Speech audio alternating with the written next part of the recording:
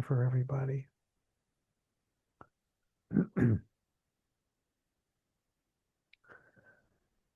In the experience we have in the constructs and all of the heavens, all of the constructs and all of the heavens, all of the relative field, there's a knower, a known, and the process of knowing. You got that? Or you could say the experiencer, the object of experience, and the process of experiencing. It's a trilogy. We live with that all day long. Okay? The knower, the known, and the process of knowing. In the void that completely collapses, and the only thing that's left is knowingness. There's no knower, and there's no object of knowing. That's in the void. But now in the I am, it's different.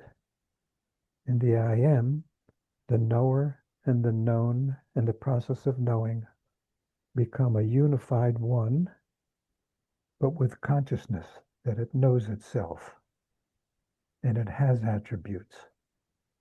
This is the ultimate evolution of the journey of the void to know itself. To have these parts of itself, these souls go out and experience, gather all this experience and take it back. And as they remember that they are the void, but they're in the flesh, it's like void made manifest. That's an awakened being. And that's the epitome or the apex of the whole project. That's the I am. The void is the impersonal, and the I am is the personal.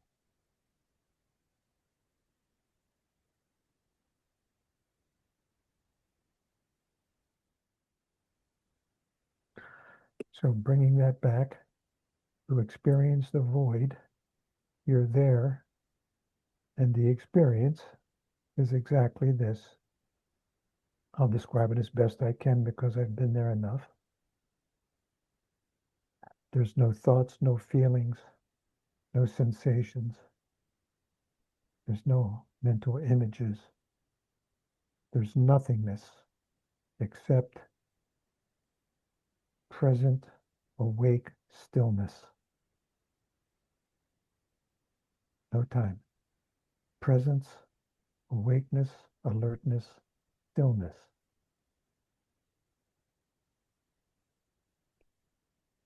And in that, knowingness will bubble up. That's what happened to me. I was just present, and then here came these bubbles. And the bubbles were bubbles of curiosity. And it wasn't a word, it was the feeling. It was this feeling of curiosity. I was experiencing I was the void, experiencing itself. And then that evolved into the experience of desire to know itself. And the result of that are all the constructs, everything the way we know it in time and space, heavens, everything.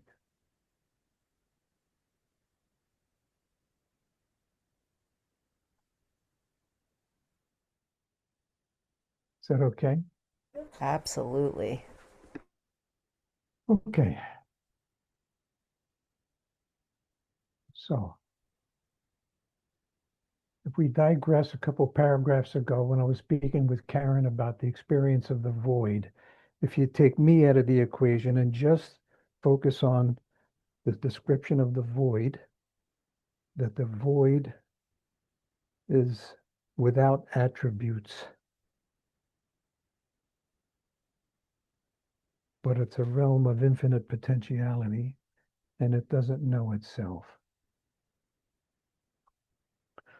That desire and curiosity to know itself, the result of that spawns all of creations, all of the constructs, and all of the heavens. I know I said this before, but I'm setting the stage again because it's going to all go downstream from here.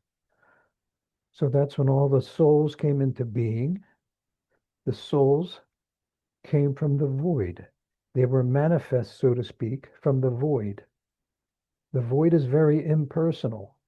So what it did is the void created this personal aspects of itself that were given what's called consciousness so that they can be conscious of things because the void is without attributes.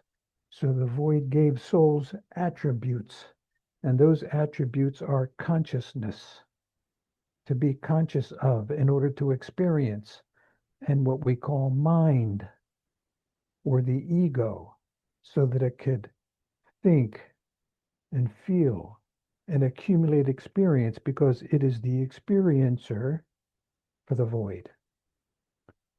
So that's what the ego is. In many schools of thought, ancient schools, it was called the mind of God. The ego is a perfect, perfect, perfect part of the soul and very necessary. There's nothing wrong with the ego. It's not our enemies. We need it because we are the personal conscious experiencer representing the void. Now, when we came down into this first heaven with all of its distortions and all of the extremes of that which we're not, that ego became altered. You could say contaminated, but altered is a better word. It became altered in this sense of separation and that the fear of loss and the seeking of things outside of ourself. This is the altered ego. It experiences fear of loss. It experiences separation. It experiences lies, deceit, all of these things. This is the altered ego. This altered ego, you can see, is the ego that's been altered. So the altered ego is what the New Age community calls ego. You got to get rid of the ego. No, no, you can't get rid of the ego. It's the mind of God. What they're referring to is the altered ego. And to get rid of the altered ego is to wake up and remember who you are. And then getting rid of the altered ego is the natural consequence of that. So this whole fight and notion of getting rid of the ego or getting rid of the altered ego, it's a distortion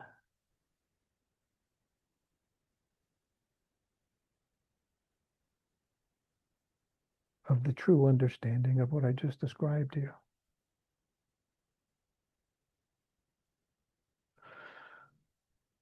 Okay, so